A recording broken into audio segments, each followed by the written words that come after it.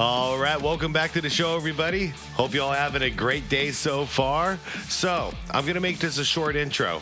Last week I did a reaction and I gave a very in-depth take of my problems with the current flopping situation in the NBA, and it was featuring SGA, but I called out a lot of people and even called out the fact that this starts with LeBron James. And then, this carried on to a whole new generation of players with this terrible, unethical basketball. And then I called out the refs and I called out Adam Silver. And a lot of you guys had a problem with it. Well, guess what? A bunch of you guys let me know that BTM, Basketball Time Machine, the Godfather himself, just released a video titled, "The NBA is Dying. We are all watching. Thanks, SGA and LeBron." So I'm going to make this a very quick intro. Let's see what he has to say about it, because, this guy, Sean, has been a fan as long as I have. I'm pretty damn sure, at least. And he's seen everything I've seen. So he's seen the entire evolution of flopping and foul baiting all the way to where we are now. And I'm very curious to see what he's going to say. So, all right, let's do it. Guys, as I always do, I'm going to link the original video down below in the description. Go check out BTM, Basketball Time Machine. Literally, he's the AVGN of basketball YouTube. So link is down below. Shout out to members. I appreciate you guys. Hit that like button. Hit that hype button if you got any. I think this is going to be an important video to watch. So with all that out of the way, I appreciate you all for being here, and let's do it. Classic intro. Johnny Arnett's intro is nothing on this one. I'm just kidding. I'm just kidding. Hey, this is Pau Gasol. NBA fan, what's up? This is Vince Carter. I clipped that instead of the Johnny. You're an old school NBA fan like I am. No, I love this intro, man. Time Machine with my man Especially when we get to the explosion in a minute. All right, here we go. Hello and good day, guys. Welcome back to the Basketball Time Machine, your weekly, monthly dose of old school NBA basketball. My name is Sean David. Thanks for tuning in. In today's episode, we're going to talk about SGA and how he is basically carrying on the torch of LeBron James in a negative way. But before we start, if you enjoy the content, please leave a like, subscribe to the channel, and I would say, let's get right into it. Already done, man. Sean, I've been a subscriber. I mean, shoot. Basically, since I actually made a YouTube account. You and AVGN were the first two. Cinemassacre. Now, you guys, I'm recording this video after seeing Game 2 in the NBA Playoffs 2026. The Oklahoma Thunder playing against the San Antonio Spurs. Now, I want to clarify something real quick, and some of you know in the comments from after Game 3. Game 3, hey, yeah, there were some questionable calls, but the real problem was the Spurs. Wemby disappointed me in that Game 3. He did not step up. He did not get into low post where he's unstoppable. He looked a little tired out there, I have to say. And maybe considering this is his first playoffs, maybe he's getting winded out there. I don't know.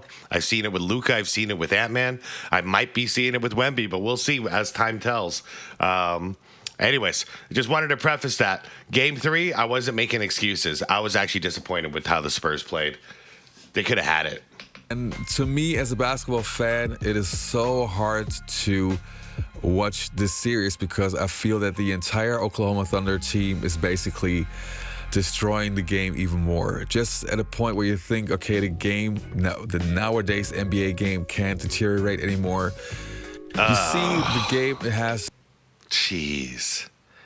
That's a bad one. I don't remember seeing that one. I saw this NBA one. Game can't but hold on. deteriorate anymore.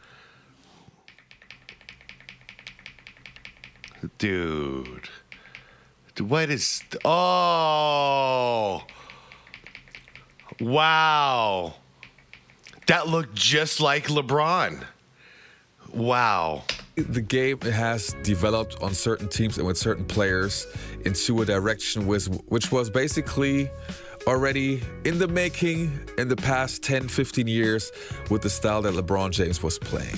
I'm talking about, obviously, the flopping. Yeah. Now, the flopping was also going on in the 1980s and the 1990s. Let's not get it twisted. There were players like Vlade Divac, for example, who was... See, us old schoolers, we know. We know the history of the flopping, and we know when it went too far, and it went too far with LeBron. But that's so funny. I've never heard him talk about this. And his first one is Vlade Divac as well. Yep. Known to be flopping. Even Dennis Rodman, one of my favorite players, was flopping. But it was still in a way that it was, let's put it that way, it was acceptable because it didn't happen all the time. It didn't happen that often. Okay, and I'll interject for a second because when it was like Dennis Rodman and Vlade, here's what flopping was back then. You got hit, but you embellished a hit. Now we're on a different level. Now we're pretending like they got hit, they're pretending like they get hit and then embellishing the fake hit, the phantom hit. So, I understand this is an evolution, but now the evolution's gone too far. Because at least when they were getting hit, like Vlade said it clear. Hey, man, when Shaq was kicking my ass in the post, I would never get a call my way, no matter what. I was just expected to take it. So he was like, one day when I got hit really hard, I actually, instead of going back into him, I reacted to the hit. So he went down because, if you get hit in the post with Shaq, you're probably going down, So that's all it was. He was like, that was the only way I can get the referee's attention. But like I said, that was embellishing a hit. Now we're faking hits. And the rest of the team would simply not do it. So there was a healthy balance where you could accept it. People would get agitated and would be mad with Dennis Rodman or Vlade Divac, but look at him. It was still acceptable. But now we're getting to a point where you see that multiple players are turning into players who use this as a regular weapon, which is not a benefit for the game. It might be a benefit for them, but it has such a negative impact on the basketball world. It does. And I'm not sure if they even realize that they are hurting the game that I and many of us fans grew up loving. Yes. Basketball used to be, NBA basketball used to be my everything. And I know that there are millions of people around the world who feel the same way. And I'm one of them, Sean.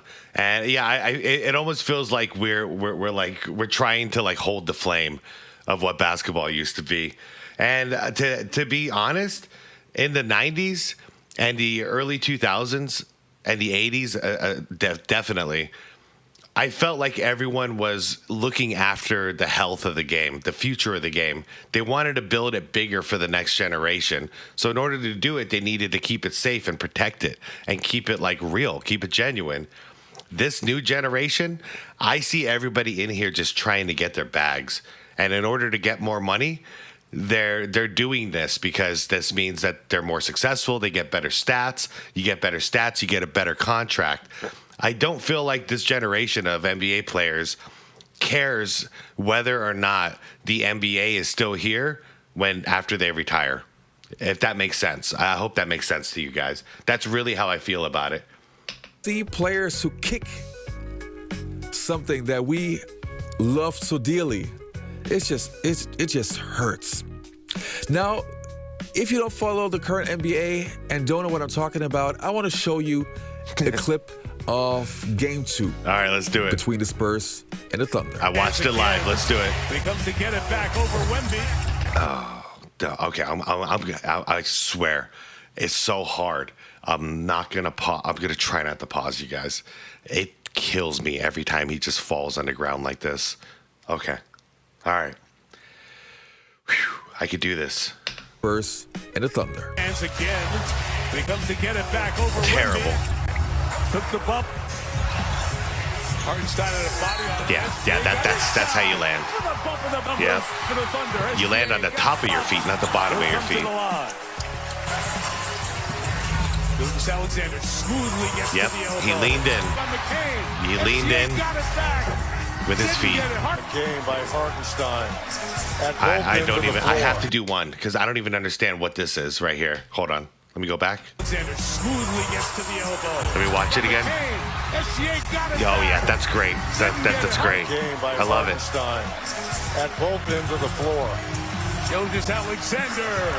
Yeah, that's great too. I love that. That's fantastic. Now, believe me, this is not a clip that I put together from multiple seasons and multiple games. That's game 2. The conference finals. I know, Sean. Was actually in one game. And the crazy thing is that SGA was actually flopping on every single play. And in such a cheap... He called him SJE. Yeah, F it, man. F it. way that it's Back it up. single play. And in such a cheap way that it's, to me, it feels like you're cheating the game. He is. They are. It's just like, and here's the crazy part. If you would go on a playground and you play with different people, the worst people you can play with are the people who cheat. What would happen? What would we do to them, Sean? What would we do to them, Sean, in the park if they did this? With the score, they're calling cheap fouls. People who do whatever it takes, but in a negative, in an unfair way, to win games. And that somebody is willing to do it in front of the entire nation, in front of the entire world, on a regular basis, like every single time, that tells me a lot about your character. Yeah, in the park, they would not be welcome back in the park. Everyone would unify and say, get the hell out of here. Don't come back unless you're going to fix the way you play. Don't bring that trash here, you know? Because there's no NBA or no officials. Where in the park, you officiate your own game. We all have eyes. We all see what's going on, you know, and there's integrity there. You have to, if you're dishonest at the park and constantly calling phantom fouls, no, you're out. Get the hell out of here. If you don't leave, things are going to escalate. So get out. And again, why am I putting LeBron James in that category 2, or why am I mentioning his name? Do it. Because of course, if you are the most popular basketball player in the world, or considered to be the best basketball player of this era, you have a lot of impact of the next generations to come. Thank you. They idolize you. They copy what you do, just like we did when we saw Jordan. Yes. I would always try to make those fancy moves. I would try to do the fadeaway jump shot, all those things, because my hero did it, so I try to copy. Yep. Right? That's why all the people in the late 90s that came into the league and all the people in the early 2000s that came into the league, they stood their ground. Why? Because we saw Michael Jordan do it. You're sick? You stand up. You hold your ground. You do not fall down and show weakness. You show strength even in moments of weakness. That's how we were taught.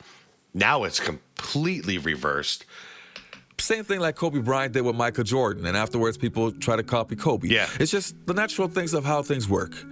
But if you are a superstar who shows that character, that you are willing to cheat, to flop, and please, even you LeBron James fans, please, objectively speaking, try to take off your LeBron James hat. I can do the same with Michael Jordan. Yeah. Was Michael Jordan always the nicest player? No, he wasn't. Was Michael Jordan a great shooter in the beginning of his career? No, he wasn't. He became one. Yeah. So I can also see things with my hero that wasn't great. Absolutely.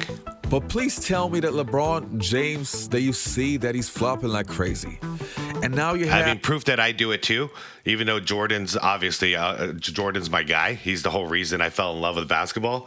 Hey, man, if he traveled, you know, when I'm reacting to highlights of his, I'll slow it down. If I see he traveled or something, I'll call it. Or if I see him get 2 free throws when he didn't really get hit, but it just looked really flashy, I'll call it out too. Hey, man. It is what it is. Got to keep it real across the board, in my opinion. And the way I see it is, even me being the harshest critic on MJ, it doesn't change a damn thing. He's still so far above the competition, even with me calling everything out I possibly can on him, that I'm not even worried about it, you know? Things with my hero that wasn't great. But please tell me that LeBron James, that you see that he's flopping like crazy. And now you have the next generation of players, multiple players to do it the same way. Yep. Nobody as bad as SGA. But now you see his entire team playing that way. Yeah. If you see this playoff series, the way they play, on the one hand, I think, okay, they're trying to play physical, which I like, and which I love. Yeah, me too. But then on the other hand, they are so cheap with all their flopping. You have basically almost an entire team that is playing that way. Yeah. And I'm thinking, like, that is the way how you want to earn an NBA championship? Yeah, right? That's the way, like, cheating the game, betraying the game that is giving you all that money, all that fame, all those good things. and you don't have the pride to play in a different way, that you want to win for yourself, knowing that you beat them fair and square? Ah, man. Yeah, nail on the head, Sean, because the way I see it, and everybody I talk to in the real world, like we all agree on this, OKC is the best team in the league. Take away all the flopping and the foul baiting and the cheapness. Dude, they're still the best team in the league. SGA is a freaking monster, and he plays both ends. Like, he does not need to do this. That's what kills me. And then now I can say that about the whole OKC team. The ball movement on offense is second to none. Their defense as a team is second to none. You could win this championship without cheating the game. That's why I'm so upset. You know, you don't have to do this to win. So why not set a good example of what a champion looks like and cut the nonsense out? For me, it's super hard, man. For me, it's just super hard. And I catch myself really being mad. Yeah. Like, really being mad. I'm sitting on my phone watching those flopping situations, and I get aggressive. Yeah. Me because too, bro. I feel helpless. I feel like, what are they doing to... Yeah. Like, haven't we suffered enough as old school fans with the way the NBA had become? I visualize grabbing like Adam Silver and like putting him up against the wall and be like, "Stop it! What's wrong with you? Stop it now!" So whose fault is it? Adam Silver's. And well, I mean, yes, LeBron and then Adam Silver. LeBron James' fault. Yeah. And yes, it's a big part of SGH. I mean, you're a grown person. Have some pride, man. Have some pride. Yeah. But then also it goes to the officiating. And who's the boss of that entire thing? Adam Silver. Thank you. You went all the way up the ladder. Thank you. The accountability starts at the top. All right. That little spoiled child LeBron was getting away with stuff he shouldn't have got away with, and now it's spiraled into terrible behavior that everybody else has learned. So now it's up to the parent at top, Mr. Adam Silver, the freaking alien. Like, it's up to him to actually make a damn change. But he won't do it. That's why I say get him out of here. Get someone in who will. Look, you don't need the greatest commissioner in the world to see what's going on. And the fact that that guy is allowing it, the fact that SGA was even allowed to become an MVP for the second time. I know. It just shows me Adam Silver also has no respect for the essence of basketball. That second MVP when I got announced, I didn't even want to talk about it. I was so disappointed because it told me everything I need to know. Like, this is the direction that Adam Silver wants to go. So he's rewarding it again. He's rewarding this type of play again. And, I mean, we'll see what happens at the end of the day, at the end of the season. But it's not looking good, man. Yeah. But, yeah, it confirmed to me that he wants to go. Because the Wemby versus SGA thing was kind of... It was basketball, like ethical basketball versus unethical basketball. And we saw who won at the end of the day. It was unethical basketball won again, back to back with the MVP race. So that spoke loud to me. Doesn't have the respect. So has no respect for the essence of basketball. Doesn't have the respect. Clearly trying to get in your head with some chance. What does that do for you? Does it fuel you? It does nothing. It doesn't fuel me. Doesn't discourage me. It's part of the game. It's nothing. I've been dealing with it for a long time. I don't really hear it. I'm focused on what's going on the court. Shay, congrats. If you guys are confused, the crowds, if for those of you who don't watch the games, when he goes to the free throw line, the crowds outside of OKC chant "Free Throw Merchant" because, well, everybody knows.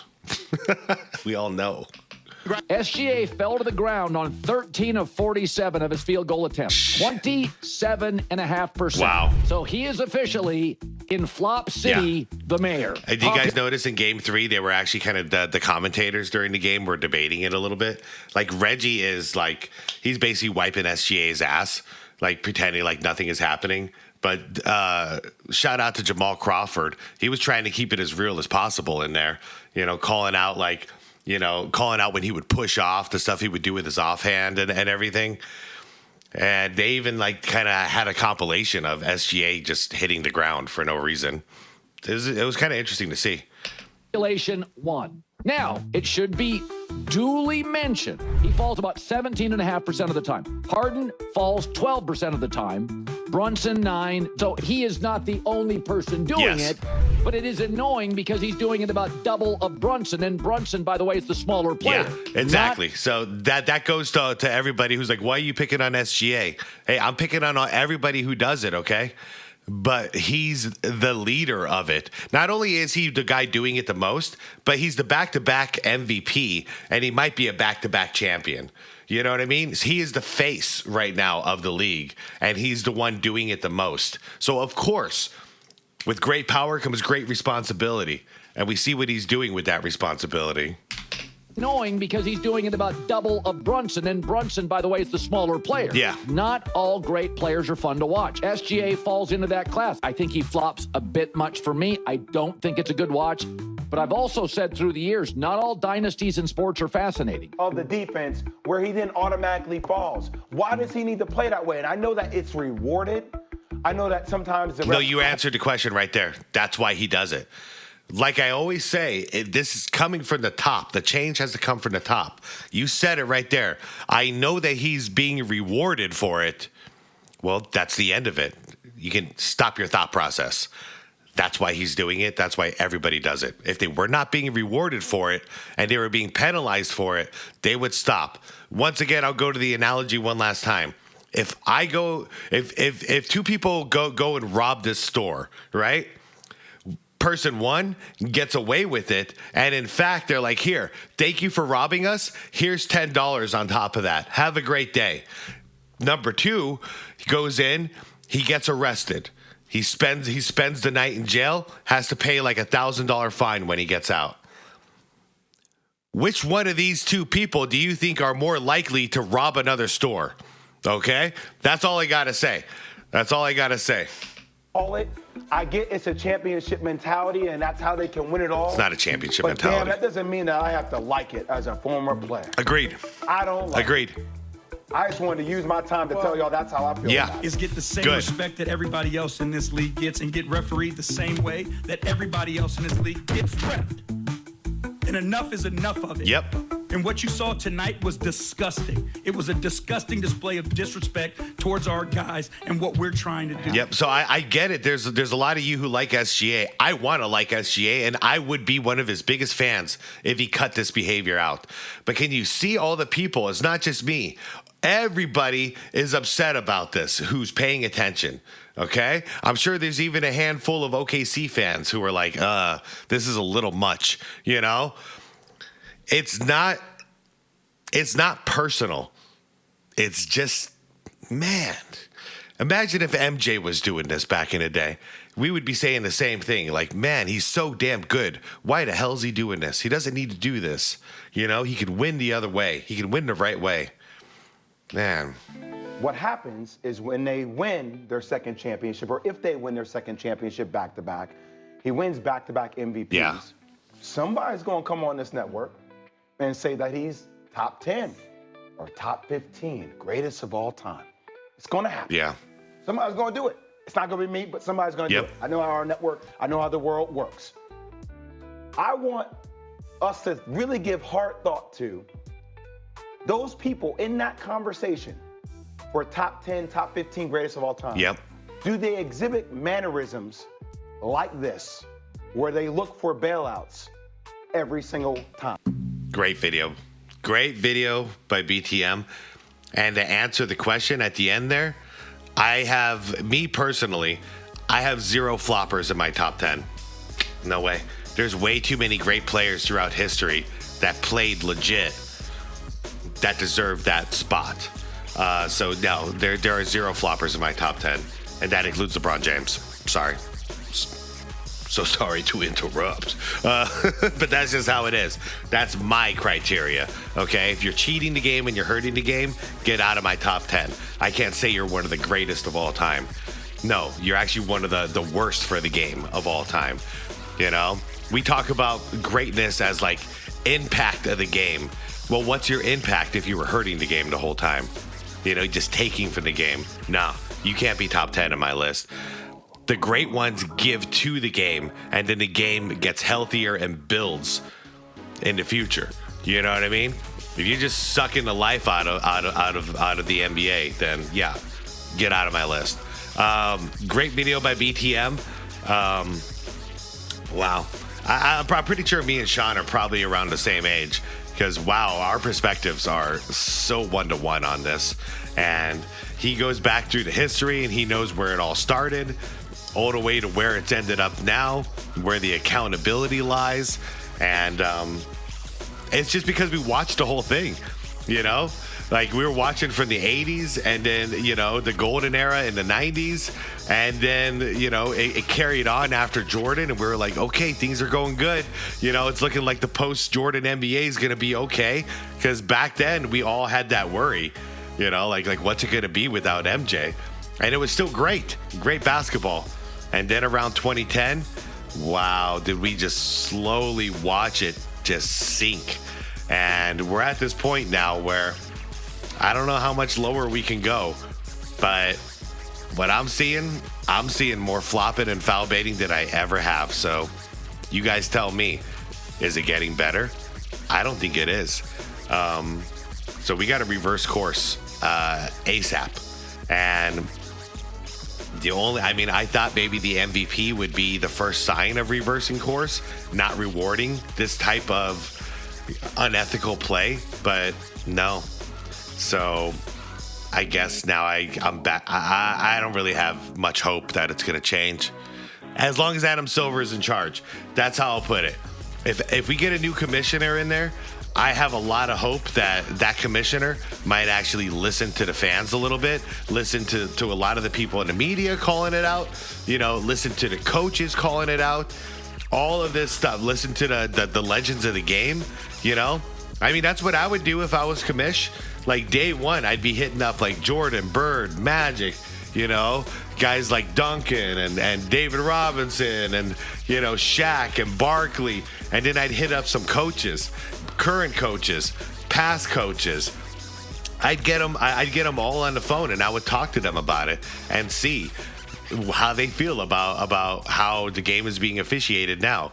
And I'm pretty sure 99% of them are going to say the same thing. Yeah, you got to cut this out of the game. Cut this out. And then I would take action. So that's what my only hope right now is, that we get a new commissioner and they do exactly that. They, a commissioner that wants to make positive change for the game. Anyways, you guys, I've rambled on long enough.